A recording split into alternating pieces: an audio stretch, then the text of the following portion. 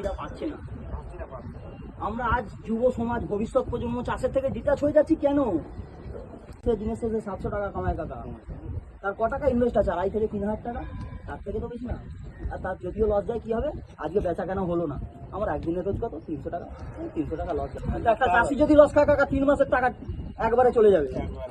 চাষি গলা দড়ি চাষ ওই তো দিকে দিকে এই যে আপনারা বুঝছেন কি দুদিন পরে ঘোর সংকট, কি না নিম্নচাপে বৃষ্টি হবে, বাড়ির থেকে বেরোবেন না, বজ্র বিদ্যুৎ সহ বৃষ্টি, এটা আপনারা বুঝতে পারছেন। চাষির সংকট পড়ছে দুনিয়ায়, আপনারা দেখতে পাচ্ছেন না?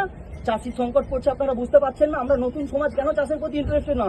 চাষে পয়সা নেই, চাষিদের কোনো যোগ্য সম্মান নেই, অথচ আমরা এই দেশকে কৃষি প্রধান দেশ বলে গর্বিত বলি। চাষি চাষ করে আনন্দে মাঠে মাঠে বেলা কাটে, সকাল হতে সন্ধে না। চাষি চাকরিবাদ জানান, চাষে পয়সা আছে, আবারও বলছি পয়সা নেই তা না।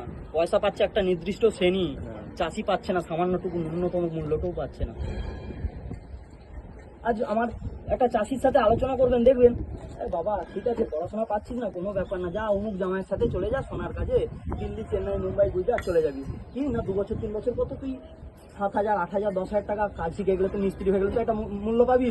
কিন্তু চাষ করলে তুই যত বড় মানে চাষের প্রতি মানে গুরুজন জ্ঞান হয়ে যাস, তাহলেও তুই সেই টাকাটা পাবি না। কেন?